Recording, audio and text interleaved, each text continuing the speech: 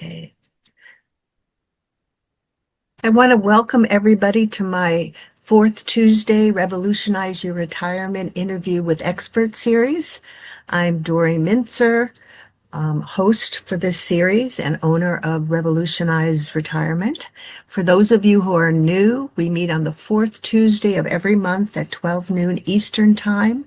And it's an opportunity for me to introduce you to wonderful experts in the field of retirement and aging and life transitions. So welcome all of you. For those of you who are new, sign up is a new situation since we're on Zoom now. You can sign up actually at any time. And if you go to www.revolutionizeretirement.com, you'll see a list of upcoming speakers. And instead of having to wait to sign up, you can sign up now and have your Zoom link ready when the speaker is able to join us. And everybody who's signed up and on the call or signed up, even if you're not on the call, you'll get a recording link afterwards. And probably within a month, this interview will be part of my podcast series that you can get through the website, or you can go to www.revolutionizeyourretirement.com and you'll be able to listen again to Elizabeth as well as to other speakers I've had over the past 14 years. So without further ado, I want to introduce our wonderful speaker today, Elizabeth Zelinka Parsons. And Elizabeth, I'll tell you a little about her and then I'll tell you about her book that I totally recommend for everybody. She is a retired lawyer, or I should say she's a lawyer, but retired from, because I think one always is sort of part of one's profession. And she's a retirement transition expert, lawyer, and co-founder of two consulting firms. One is Zelinka Parsons and the other's Encore. She's a magna cum laude graduate of Georgetown University Law Center and summa cum laude graduate of James Madison University. And she spent over 2 decades shaping professional development and transition strategies for legal professionals. She's a former attorney at Milback, and she built a national consulting firm assisting Am Law 100 firms with talent solutions. And she's author of a new book, it just came out last month, called Encore, A High Achiever's Guide to Thriving in Retirement. And she combines an analytical rigor with creative vision to help professionals redefine retirement as a dynamic opportunity for growth and fulfillment.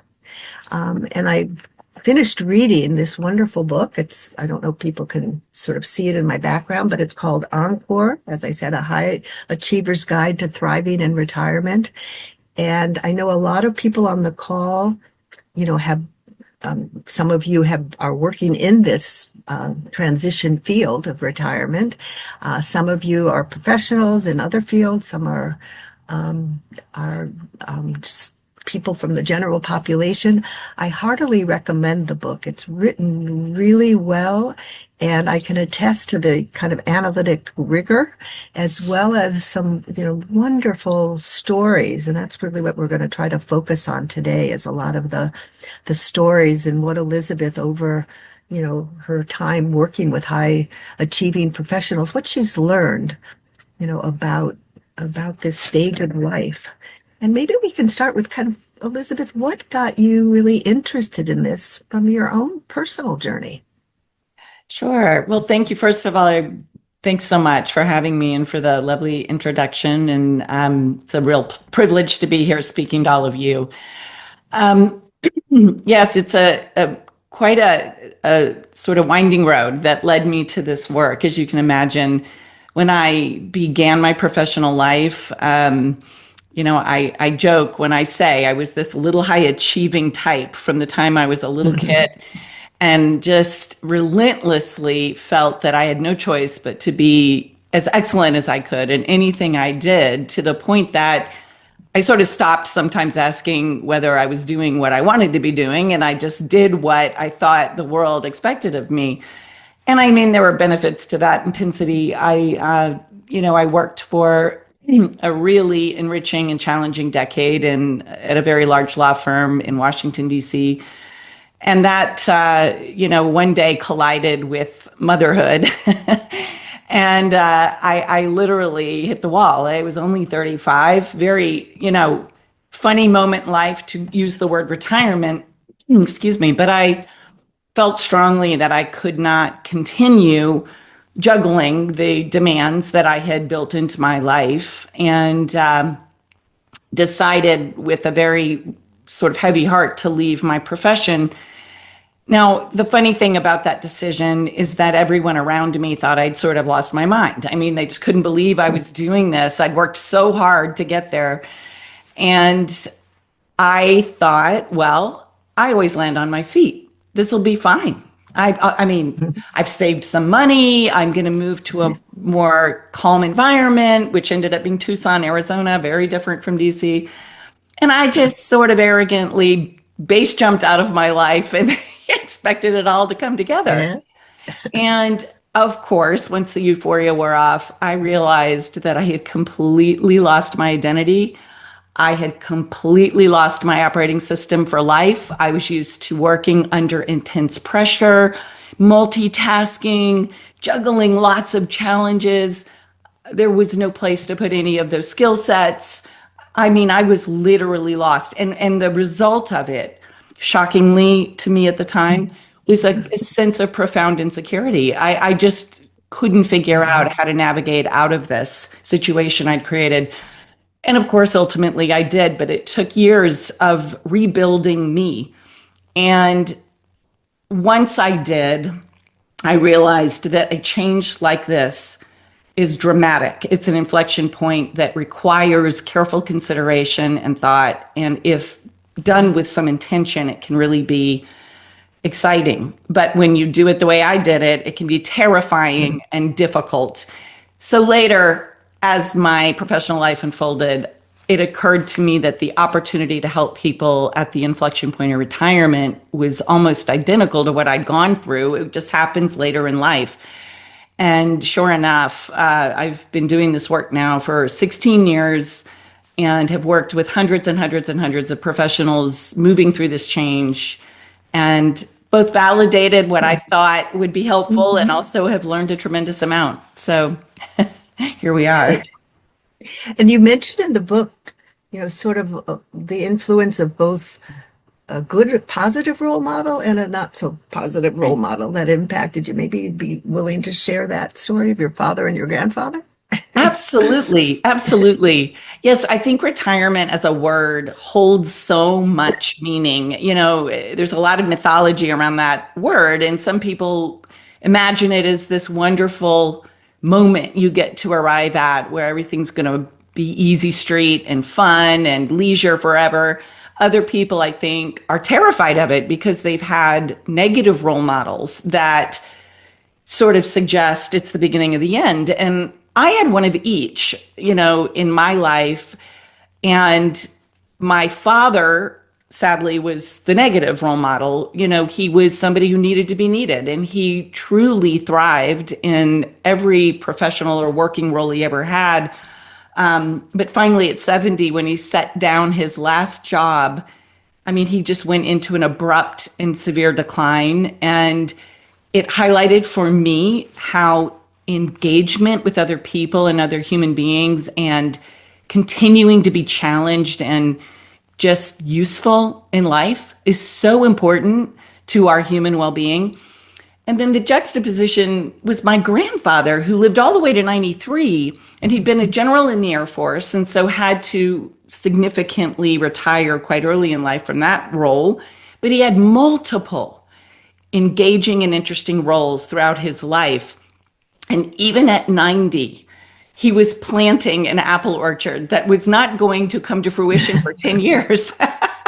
But, to him, I'm alive and I'm doing things. Yeah. And, so as I began to think about the word and what it meant, it struck me that it's simply another graduation. And that's how I think he always looked at it. He looked at it like, I'm just graduating from all these stuff I've learned and all these things I've been into the next great thing. And that has been, for me, an inspiring example of how to think about this moment so that it's a building opportunity. And you certainly, with some of the stories you have, you really talk about it. So, what are some of the themes that you found, particularly when you first started with the consulting with the AmLaw, 100 Mm. professionals? What did you discover that sort of validated, as you said, your own experience of what this kind of change in life is all about for high achieving professionals? Yeah, yeah. I would probably say there are four pretty significant themes that almost always occur in some form with anybody coming up to this moment. I am speaking about people who feel that they have been in fairly intense careers where they've just had to give a lot of their time, energy, and attention to work. And that may just be everybody. I don't know. I, I felt that it was sort of my job was the core architecture of life and I had to fit everything else around it. And I think most people I work with feel that way. And so the four things that seem to crop up as, let's call them little projects we have to work on. One, to some degree or another, I think it's impossible not to have your identity wrapped up in what you have done for a living, particularly if it's been demanding and over a long period of time. And so in my book, I talk about some of the aspects of identity bridging. And I think that is a project for almost everybody Right. to engage in.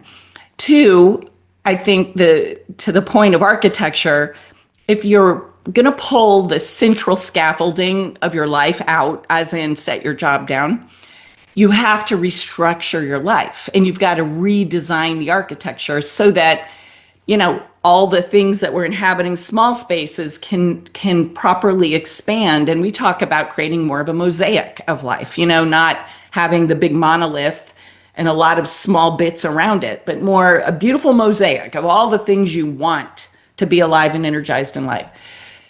Then, in support of those two projects, there's a question of mindset. And there were several mindsets that I talk about in the book, to me, that have to shift to a degree because the mindsets that serve you so well in your working life can, funny enough, be hindrances as you begin to approach these new aspects of life or take on fresh challenges.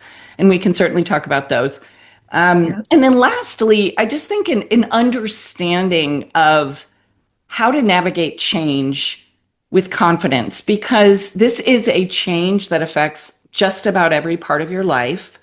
So I consider it a very sweeping change. And if one were to sort of run off the cliff like I did, I think it's almost impossible not to experience the disorientation that panic-inducing change can create in anybody. And so I talk about understanding the comfort zone and that we're sort of all in that before we retire.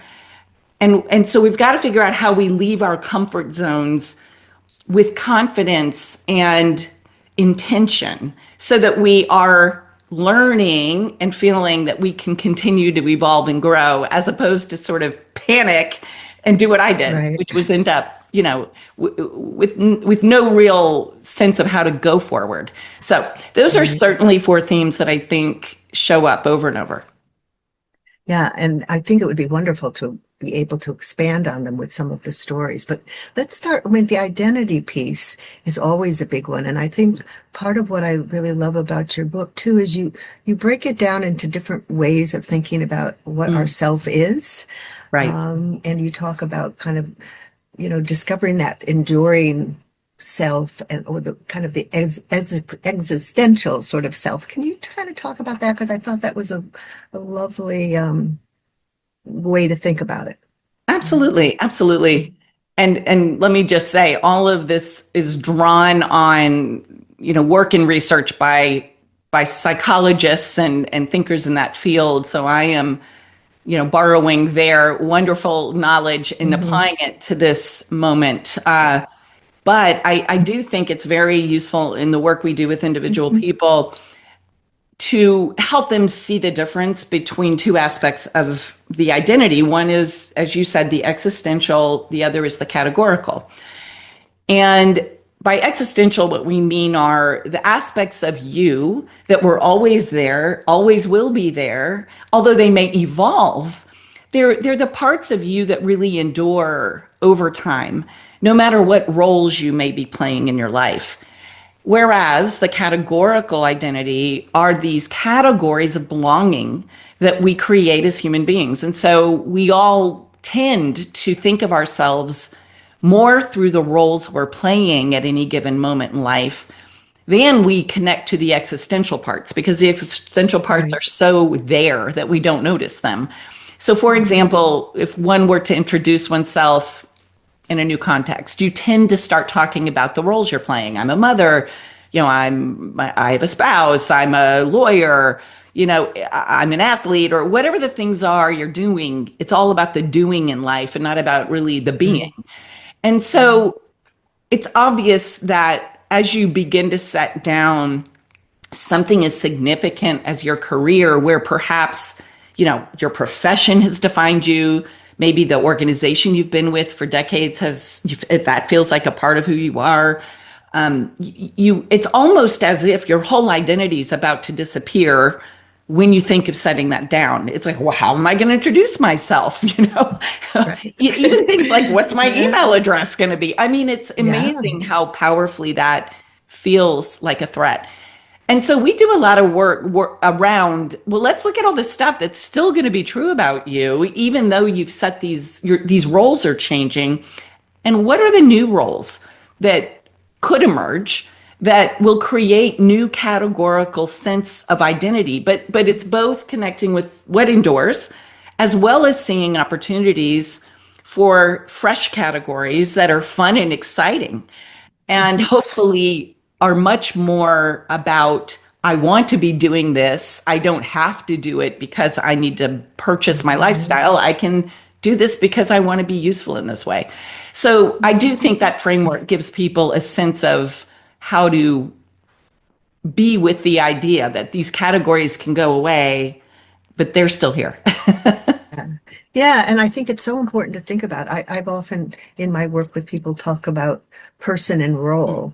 We Right. bring who we are to it. And so you're really kind of talking about the reflecting, you know, of what happens when we give up that role and who else are we? Kind of what are the multiple identities we have, even if work has Right. been, so primary. Right. So, I think that's just very helpful to think about. I'm just trying to think, would it be helpful maybe to share? I'm just thinking about a couple of the people you mentioned, Sure.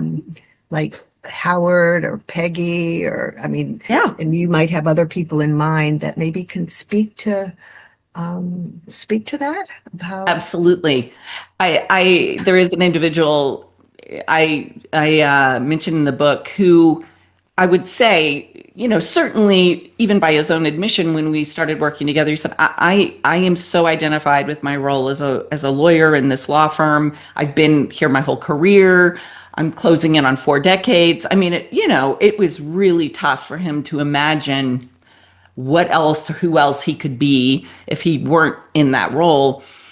And of course, as we're working through our material with him, we identified this sort of passion he had tucked away. And of course, he just thought of it as a hobby, and it was to a degree, Mhm. but it was jazz music. But he had, set down his instruments a long time ago.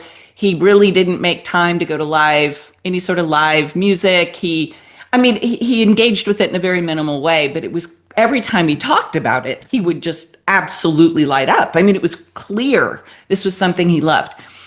Long story short, we began exploring all of the ways he might bring that more alive in his life. And what struck him, because he loves conversation, was starting a podcast around the topic of jazz with historians of jazz, musicians of jazz, lesser known, greater known. I mean, he just began realizing this was a vehicle to reach out to all kinds of people connected to that world. And I mean, fast forward 3 or 4 years, he's got hundreds of episodes on his podcast. He has met so many people in this context. He's picked up his instruments again. And that's become his life. That's his world. And he said, I can't even identify anymore with myself as a lawyer. That is so in the history. It's who I used to be. And I just think he's such a great example of somebody who has fully inhabited a new aspect of himself. And he's very conscious now that that also isn't who he is. It just happens to be what he's engaging in for now. And it therefore then makes the next evolution even easier. But it's a great example of somebody who really pivoted from something he couldn't see his way out of to something now that feels like it's just what he's always been. So I do want to encourage people to use chat if there are questions that you want to ask along the way with Elizabeth. I just want to kind of come back to, sort of the themes and the examples. I mean, part of what I love in the way you write is, and maybe you can tell more of how you invite the stories, how you learn about people, because and you share some wonderful stories about yourself too, even that pivotal moment when you decided it's time to stop, but yes. So how do you invite people to tell their stories, or what would you want the listeners to think about of, how to elicit from themselves? What are the stories, and how does that help when it begin to explore what's next? Sure. Well, I think that, in many ways, anybody who's been working intensely in a particular way can have tunnel vision, not just about their own identity or their own interests, but even about what's possible, what could be out there. And so from my perspective, most of the work we do before we start trying to dream up ideas is about the phrase I love to use is we like to shake the snow globe because everything is gotten settled into a pattern and you need to sort of stir it all up again and get yourself thinking about yourself and life and everything beyond what you've been doing so intensely. So a lot of our questions, we never let people prepare in advance, and they come and sit with us for 2 days individually, usually, although we're beginning to work with groups. And we ask questions like, tell me 3 people you admire. And it's sort of like, oh my gosh, you're going to have to give me a minute, but it's fine. It's so things come up and we talk about, why do you admire these people? And often the things we notice in others that we admire are the very characteristics we would love to bring forward in ourselves even more than we do today.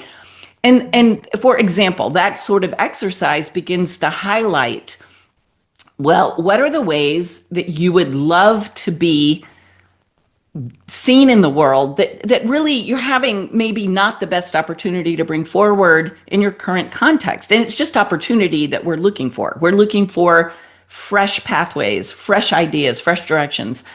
And we will also ask people to think about, a story when they felt they were using a natural talent that they have, something that comes quite easily to them, that they love using, and they can remember getting that sensation that they made a difference for somebody else while they were engaged in that. And it can often really bring to the forefront something that has really animated your entire life as a theme, but you almost don't notice it because it's just always there. But when you see it, suddenly you realize there were 20 new places I could bring that forward. And I love that. I love doing that. So we try to get into the non-obvious. We don't really sit and talk about all the obvious skills and tell me all the granular things you do all day. It's more about what's energized you, what's felt like a contribution. What are the things that are true when you are really enjoying your working life? What are the factors that are there? What are the people like? And then we start looking for fresh ways and places, not for a new job, but for engagement. And so it's a very creative process. And I think the book, recognizing we'll never be able to work with, everybody on all of this is attempting to provide some frameworks for these explorations individually, for somebody to do on their own, or perhaps with somebody that, could facilitate that a little bit. Yeah. And so Peggy comes to mind as sort of an example of that. And again, I just want to keep bringing in some of the stories that you have. Could you share her story about her intuition, really? Yes. Peggy was a very high-powered lawyer on Wall Street. She worked in the private equity space, had a huge book of business. I mean, she was, by all accounts, just, especially as a woman of her era, just a total standout, because she'd also managed to juggle motherhood through all of this. And so at 57, she and her husband, who was at another very impressive law firm, decided they were going to leave their careers. They'd made enough money and they wanted to move to, Wyoming and live a much more peaceful life in nature and just start sort of a new chapter. And what she wanted when she first came to us was a plan, and look, I'm a fan of the plan. As I've said, I think having some sense of direction and intention really helps us navigate change.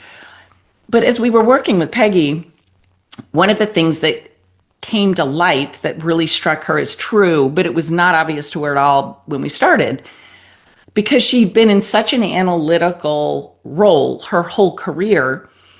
When we started talking about these pivotal moments in her personal and professional life, when she made big decisions, it occurred to us, as she told the stories, she was always making her decision first intuitively and then confirming it with her analytical self. She was sort of feeling what the right decision was and then validating it. And she'd never realized she'd been doing that. But of course, as we pointed it out, she said, my gosh, you're right. That is exactly what I do. And so our overall recommendation was move to your new place. Here are some starting points to explore, but you're going to feel your way to the right answer about what you want to do next. And then you're going to use your mind to check all the boxes. And that was sort of the way she went. And she ended up, getting involved in the community foundation, on the grant writing committee, and it immediately got her involved in all of the right organizations in town so she could really get deeply into her community, which was her main goal.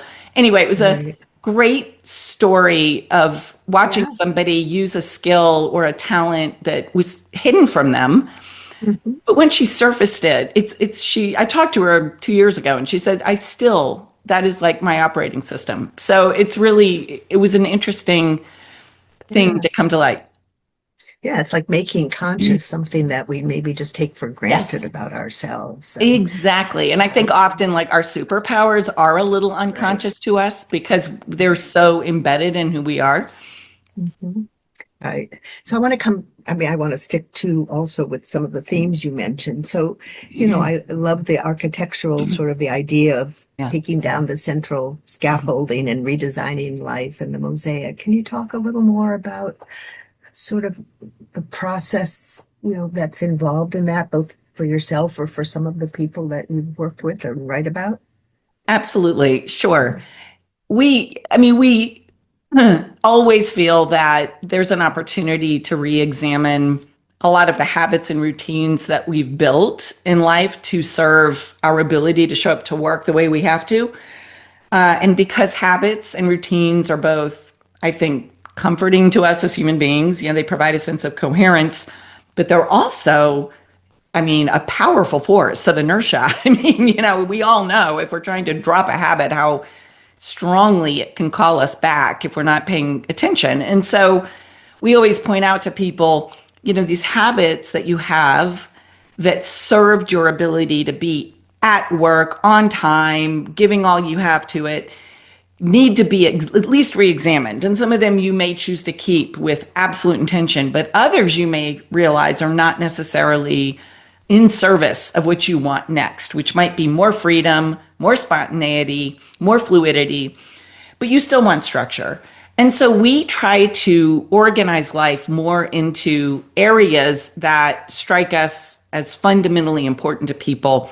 So we focus on areas like your physical well-being, your relationship world, your sense of fulfillment. Like, what is going to feel like I'm using myself well in this next chapter? I don't have to worry about success, but how can I be useful?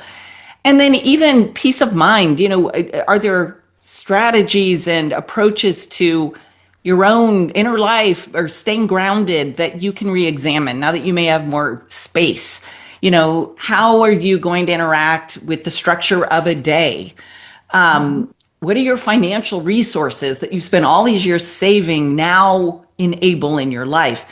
And those are the pieces we really dig into with people, because again, what we're looking for most anyway, it's a new way of thinking about structure, which is sort of, oh, this can be a mosaic of lots of things. I could be doing something contributive and maybe it's a volunteer oriented thing.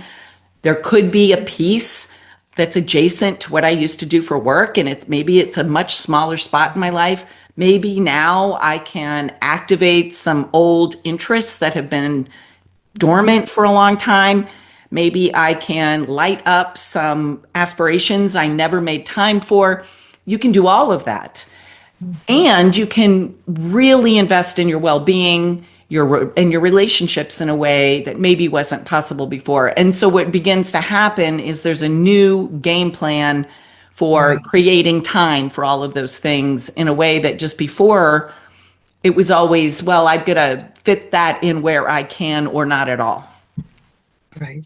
Yeah, we say it's the opportunity to really fit whatever you want to do into life rather than squeezing life into the work that you're trying to do kind of in that. So absolutely. And I know you use, some of the techniques you use in this redesigning life is the mind mapping and, and so can you speak a little to that too? I think that's sort of a good example of helping somebody really think about the structure, time. It's a whole different relationship to time also. And what an ideal day or week or life would look like. Right. Yes, absolutely. I think the question of time is quite interesting at this moment as well, because one of the fears people almost always express to us is, what am I going to do with all this free time? As if it's, it's almost offensive. It's like, oh, I don't know what that feels like or looks like. Right. And the problem is, and it is a problem, I think the one thing we all feel scarce on during our working lives is time. I mean, time scarcity is almost a constant companion. And if you could ask anyone what they want more of, it's probably more time. Right. But the irony is, if you bring that time scarcity thinking into a world where you have an abundance of time, like post-retirement, you will sort of make the mistake probably of wanting to kill all your free time because it's so uncomfortable. It's like, I don't know how to operate in this world where I'm not under pressure. And what tends to happen, and what I certainly did, was I would create conditions of pressure in order to get back to what felt comfortable. And then when I got all my stuff done frantically, I'd have all this free time and I would feel aimless and I had no sense of how to use it well. And so we really encourage people in the beginning, especially as you're adjusting to this, to create a structure for your day and think about the rhythms of that day. And when do you love to be mentally focused and maybe working independently? When do you love to be engaged with outside parties or in discussions and meetings? When do you want to be in the home, outside the home? When do you like to be physically active? And literally build yourself an architecture for the day, not as a inflexible thing, but quite the opposite, as a way to experiment with how you move through your day and create space for all of these different things you want, but not jamming it all into this, I've got to get it all done. And now what? And so that's the danger, I think, for many, many people who've been used to treating time like a very scarce commodity. And lawyers are the worst because we sell our time for a living. Talk about, objectifying it, Yeah. right? Yeah. And so that whole idea can be helpful, and we'll even suggest people look at an annual planning calendar, look at a whole year at once. You can buy these things, online, and you can literally see an entire year and start blocking in, well, what is it that I want to live this year? Put myself at the end of the year, and if it's been spectacular, what have I done? Who have I seen? Where have I gone? Are there projects I've completed? What are the right times of year for these things to happen? That's a way of thinking almost none of us have the opportunity to do during our working lives. True. We Yeah. just don't have the freedom. But that freedom, unless it is dealt with sort of proactively, can also feel quite overwhelming. Right. And that's where the fear can come in of Right. kind of losing, not, and really maybe sometimes not even knowing how to structure one's own time because you're so Right. used to other people's deadlines or definitions of success. So it's a real soul searching time. Yeah. Yeah, and it ties to one of the mindsets we always raise with people. I think in working life, we train ourselves to be very good reactors. We react to the content coming at us, the problems we have to solve, the agendas of, the people we're working for and with. And that is a superpower we need during working life. But the problem is, if you take that reactor mindset into this new chapter, you're sort of sitting there waiting for all these things to come flying at you, and no one's sending them. So you have to become Right. the creator of what you're Right. going to live. And even that one shift, which I think the planning your day helps with, the annual planning calendar helps with, that one shift of realizing I'm the one who's got to drive everything that's going to happen in my life, or at least I need to be thinking that way. That's a game changer because suddenly Yeah. it's a creative, enjoyable endeavor to say, what do I want this year, as opposed to waiting for things to show up. Mhm. And it's tied into, again, self-definition of success and, Yes. and managing the time, but also recognizing that there are options, when you Right. maybe haven't felt like there were options before. And That's you, right. you talk in terms of mindset, the more experiential or the experimenting mindset, I think is how you Yes. called it. Can talk more about that too, and maybe with some examples of your own or, Yeah, um, absolutely. I think it's crucial. There's a story I share in the book about a gentleman that, again, was a real estate lawyer, and he had this sort of hidden dream that came up during our discussions. And he'd said, wow, if I could have done anything that I chose, I didn't do, I would have been a Broadway producer. And the cherry on top would have been a Tony Award. Boy, that would have been the thing. And we were sort of saying to him, well, you're only 57. I mean, people do that. So why would you say you can't do that? And he said, oh, I don't have any credentials. I don't know I don't know how to do it. I don't, he gave us a huge long list of all the reasons he wouldn't be able to do it because he's used to mastery and he's used to knowing the answer. And so he, in his own mind, has this dream that he could put words to, but he was ready to kill it immediately because the mindset of competence and mastery, which of course was very important for his prior career, was so quick to dismiss it. And we said, well, why not try? I mean, what if you treat it like an experiment? Because experiments don't really succeed or fail, they just give you data. And so if we were to map out a path to this dream and you were to experiment with the steps it would take, you're just going to get data. And maybe the data is going to come back and tell you, I don't even like doing this. And that's okay. That's good. We know something you don't like to do.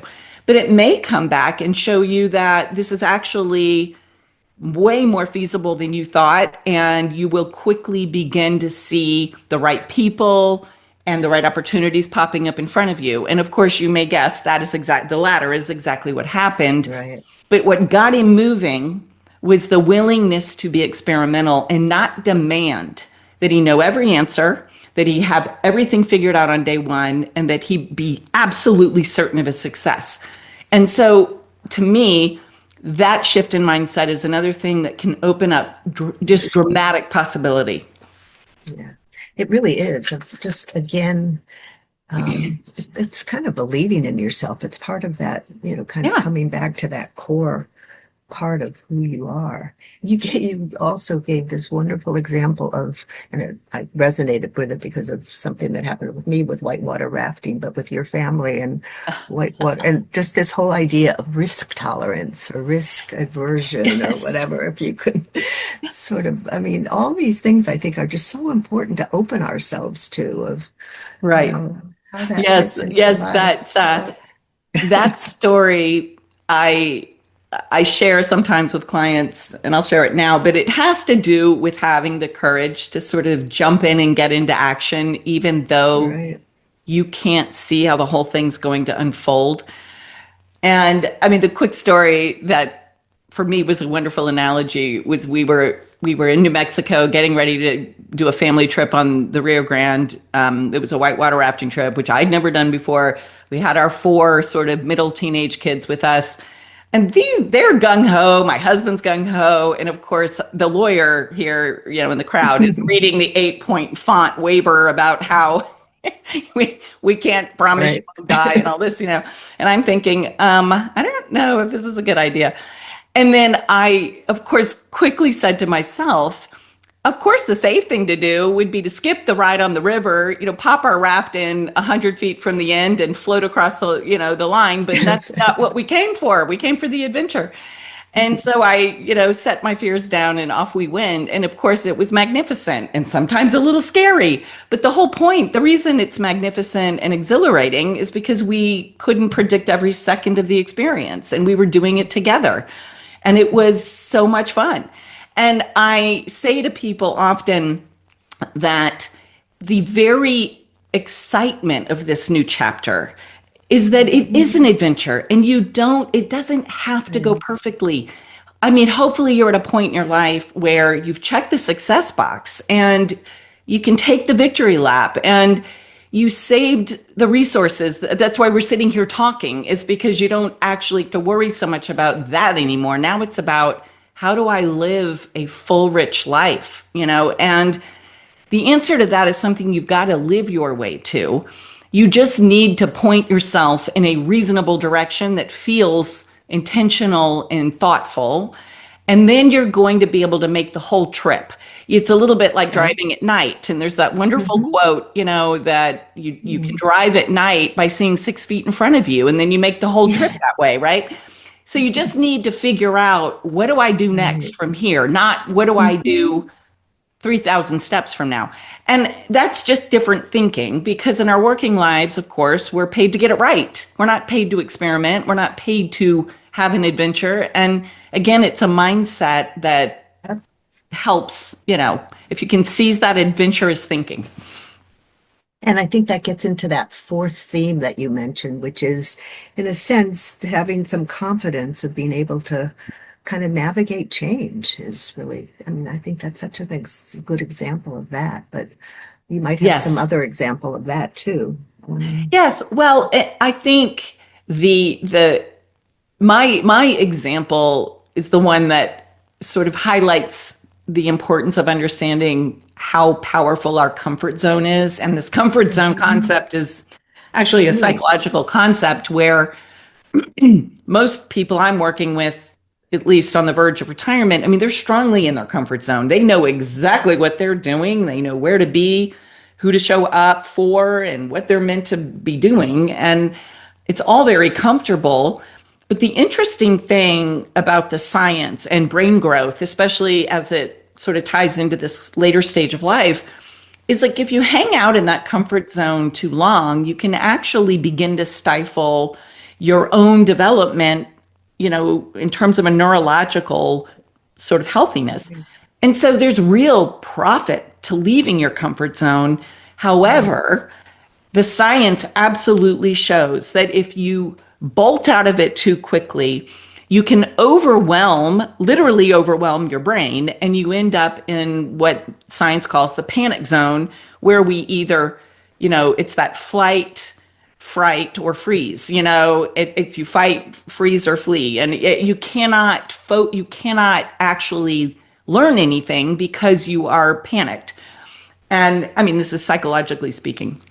I would say I literally did experience that. I mean, for the first time in my life, I felt the insecurity came from the fact that I couldn't think my way out of my problem. I did not have any clue what I was supposed to do to recover myself. Now, what I watch with clients who plan for this change is that they are leaving their comfort zone, but they're doing it in a controlled way so that they can learn and build the skills and gather the data they need gradually. So it constantly feels like I got this. I got this. You're not panicking. You're just challenged. And eventually, as you move through that change, you find yourself in a new world that is now beginning to be your new comfort zone. It's a bigger world than it was before. And that's what's exciting to me, is that you keep expanding what's possible in your own life if you're willing to leave that comfort zone, but leave it with some plan, leave it with some intention. I mean, maybe it works to base jump out of it for a few people out there, but I haven't met very many of them. Well, and you also have, a chapter where you really focus on sort of succession planning, which is sort of tied into that. Maybe you could speak a little to that. And then at some point, I want to get to we just have a couple of questions. I want to encourage people, use chat, but talk a little about this succession planning. I know when we chatted last night a little bit, just even, I mean, it's not just with attorneys, but with, and when, how do you both taking time to plan and thinking about structure and thinking about what makes you tick and thinking about changes in the notion of time and play and all of those things. But, when do you feel comfortable telling people that you're it's a huge, we cover that. I mean, absolutely, with everybody. And you are correct that the context obviously heavily influences all of the granular answers that we could have to that question. But here are some of the broad sort of, I guess, pieces of advice. I mean, one would be, I think anybody who is planning to retire would benefit from beginning to work on their own life planning strategy. Aside from money, but like, what is my life going to be about a year from now? Probably a year ahead. I mean, I really think that is a runway that works for most people. I mean, there are some people that are real big planners and they want to start 3 years out. Other people, maybe they're okay in spending 3 months. But I would say for most people, somewhere between a year and 9 months is comfortable. And they don't have to tell everyone yet. I mean, they may tell their core people, but I'm not suggesting you go public with it yet. But the interesting thing about going public is a lot of times people imagine they're going to become immediately irrelevant the second they mention that they're retiring. We see the opposite. What we see is that people will take what you are willing to give as long as you're willing to give it. And sometimes it's hard cutting loose, frankly, because people don't want to let you go. But on the other hand, the minute you go public, everything changes for you and your brain can open up. You're no longer holding the secret to yourself. And you also suddenly stimulate all of these opportunities to begin discussing your own future with the people you've collaborated with for years. And I cannot tell you how many incredibly interesting opportunities come out of those discussions. But if you're keeping it a secret, you won't tell anybody, you sort of can't begin to energize talking about the future because, opportunities, whatever they are not floating out there in the sky. They're attached to people, and they're usually attached to the people or they're attached to a degree of separation from those people. So when you can begin discussing your aspirations for the next chapter, it's unbelievable how many people will meet you and say, oh, you should talk to this person. And I just read Yeah. this interesting thing, and all kinds of stuff pops up. Yeah.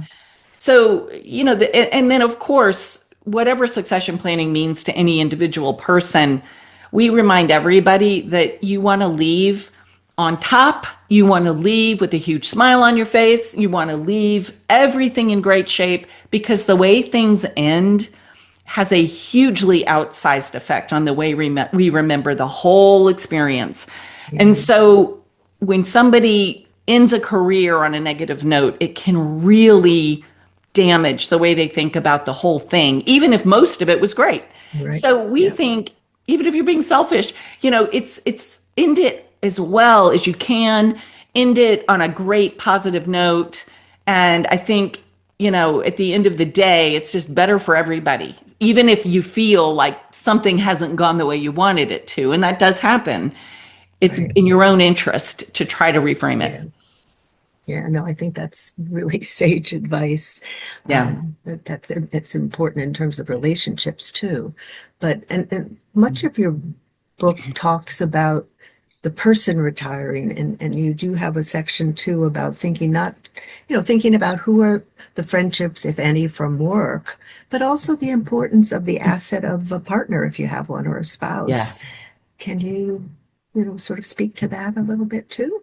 Absolutely. We always invite partners and spouses to our work because they are very affected by this change, often very worried about it, either for their partner's health and well-being, because they've only ever seen them intensely engaged, and they imagine, you will never be able to thrive outside of that world. Or they say, hey, you've been busy. I've built this whole life over here, and you can't just barge into it full time. I mean, I've got to have my space. So one of the ways we help people visualize this, we'll sort of talk to them about how their Venn diagrams are going to overlap in this new chapter, because every couple's different. Some couples are so excited to spend more time together. Some would acknowledge our relationship works really well when we have a lot of independent engagement, and then we have these certain ways that our worlds connect back together. It's all good. All of it's good. It's just an opportunity to re-examine and maybe even renegotiate the partnership, because again, just the way the rest of your life has accommodated work, so has this partnership. And the partnership's been heavily influenced by the needs of this job. And it's sometimes true that both spouses are going to be retiring, either together or in close proximity. So we think of it as an opportunity to renegotiate the way you all engage with each other, the way your lives overlap. Of course, there were all kinds of new opportunities like longer travel and, deeper relationships with friends and family. But as you each explore what's interesting to you, you really need to remember that there's been an independence, and some measure of that's probably going to continue to be appealing. Mm-hmm.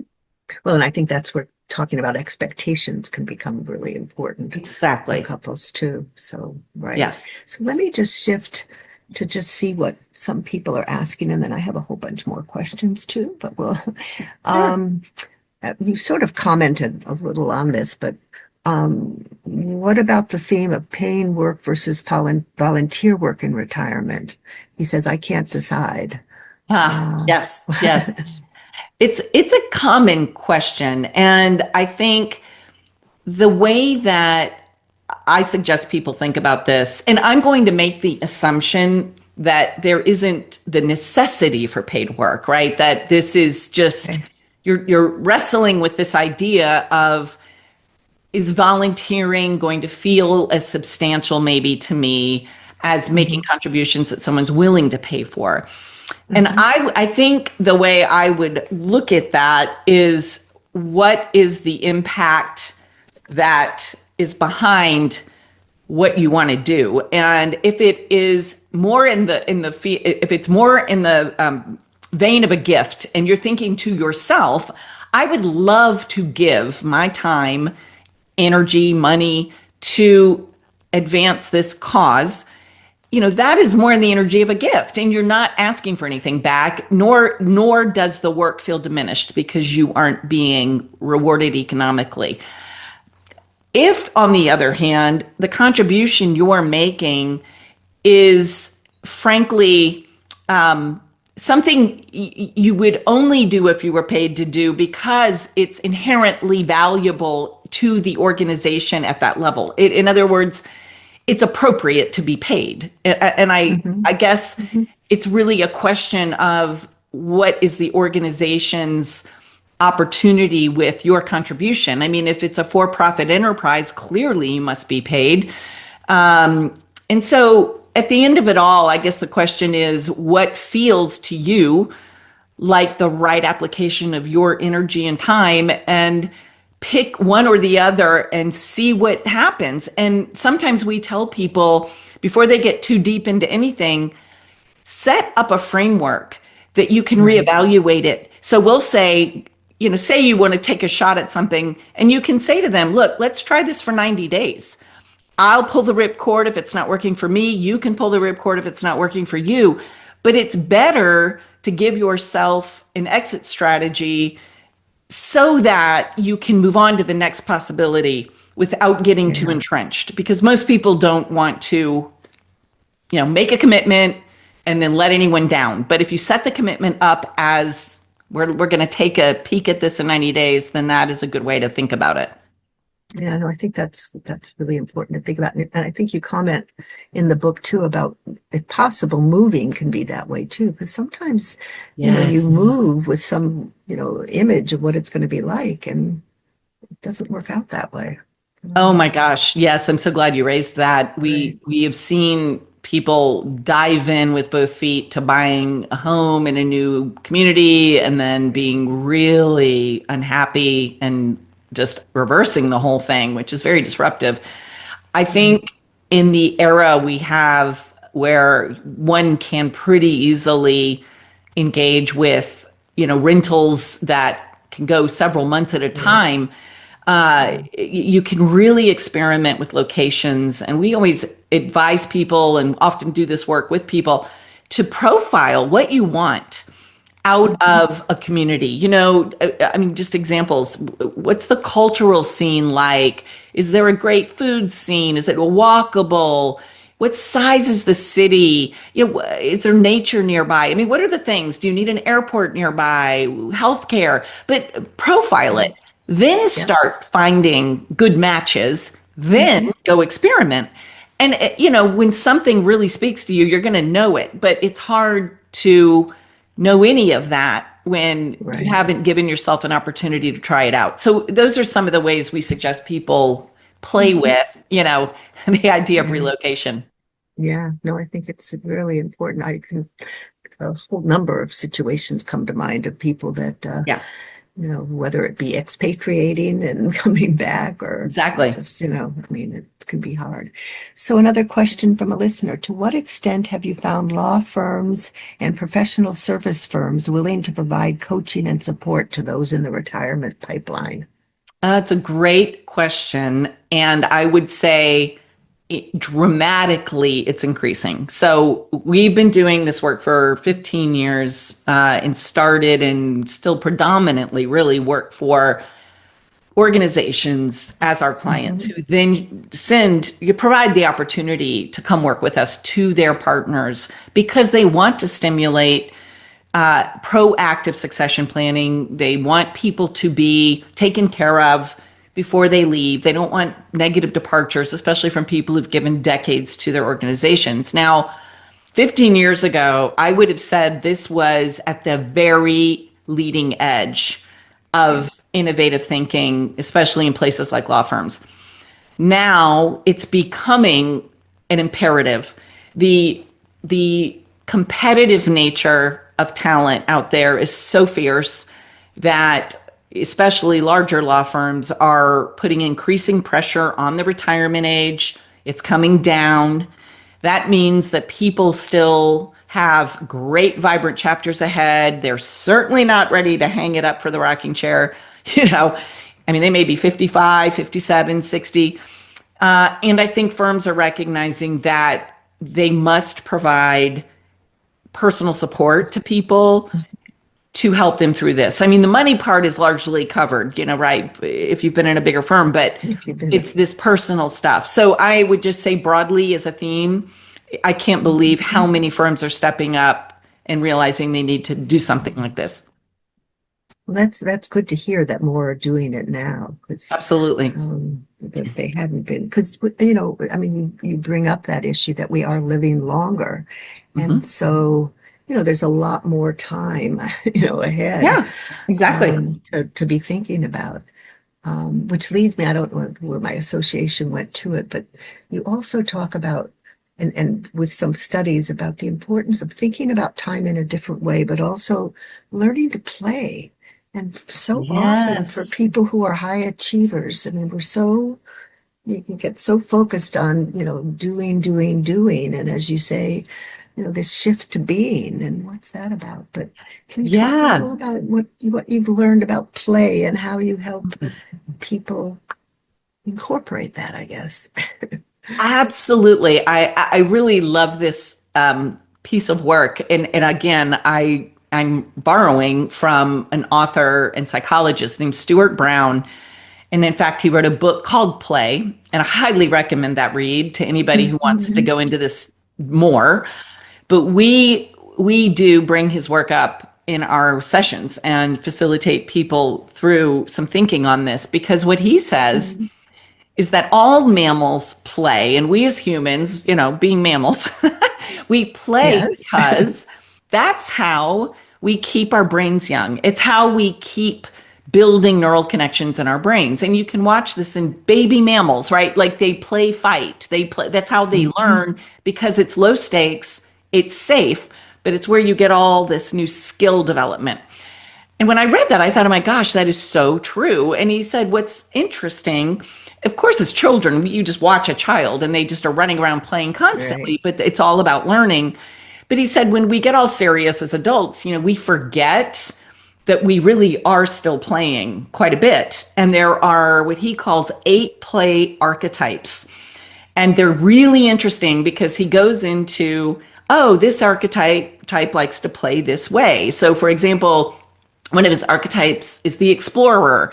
And these are people that Mhm. love either physical, like travel and exploring any kind of location, but they also love exploring intellectual ideas. They love continued learning. And so he said, I mean, that's one example. There are 8 of them. But to use that example, his point is, you're doing this a lot in your life. You're just not calling it play. But the truth Right. is, you are playing, and we all continue to play. But what gets really fun is when when you can identify which of these archetypes you are, and usually it's a few. Mhm. Then you can get more intentional and go find ways to play with more intention. And that's part of this, Right. energizing new parts of your life. That's one pathway we look at, which is, okay, well, what are some of these play archetypes that relate to you? And how can you go do more of that stuff? Because it's stuff you're going to do and you're going to love it. I mean, it's just for you, it is play. And so that's a Right. fun book, and it's a fun avenue for stimulating some thinking. Mhm. Yeah. Say yeah. Somebody asked who the author was, and she said, or he said, she said, I think I found Dr. Stuart Brown. Yes, Stuart So Brown. that's Exactly. right. Yep. So what you're talking about too is just becoming more intentional of thinking about how we're living our lives that Right. sometimes we just don't do because we're so busy doing. That's right. And just that shift, I think, to just be more conscious and intentional and mindful, and Yeah. as we sort of engage in life in a different way, but still Yeah. taking who we are along. And I think that's, Yes.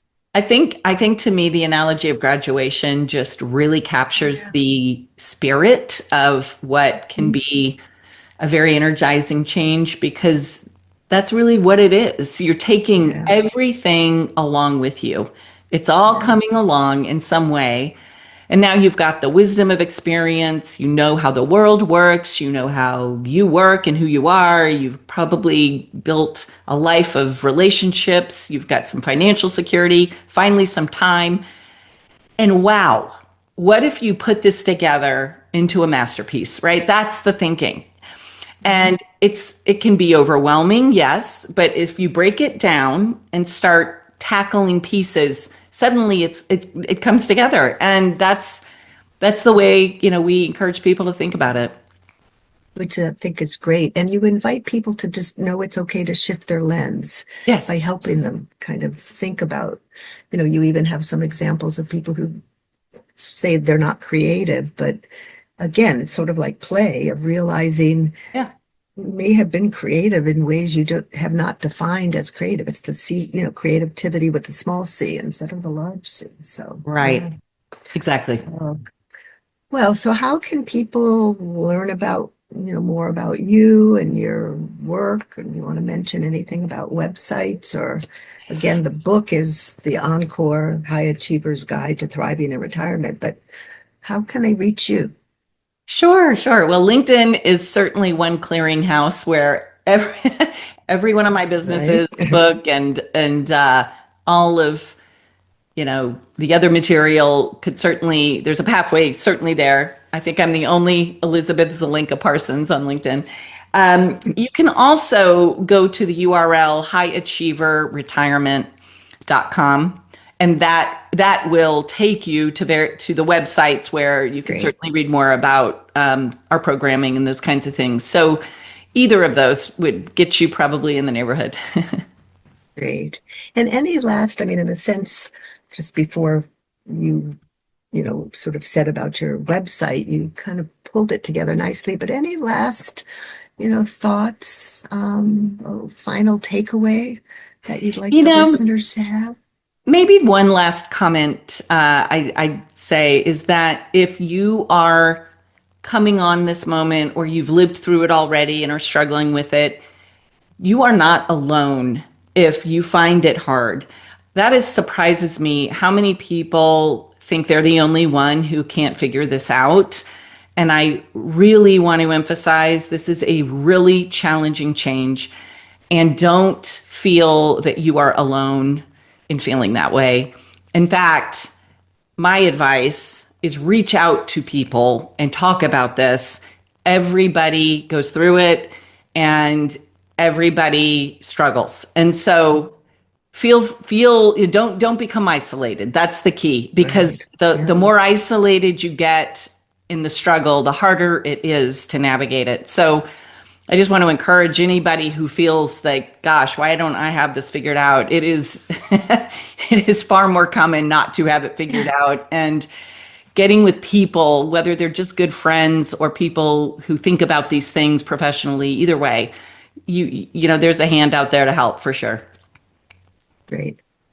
Well, thank you so much for taking the time to be with us. And thank you, everybody who's been on the call or those of you who are going to be hearing it, who haven't been able to be here live. And thank you so much. And, you've made a wonderful contribution of writing this book and having your approach available to so Oh, many people, well, people who thank maybe don't you. have the opportunity to be involved in the programs and all. So thank you again. And, be well and safe. Take care. Thank you. It was lovely.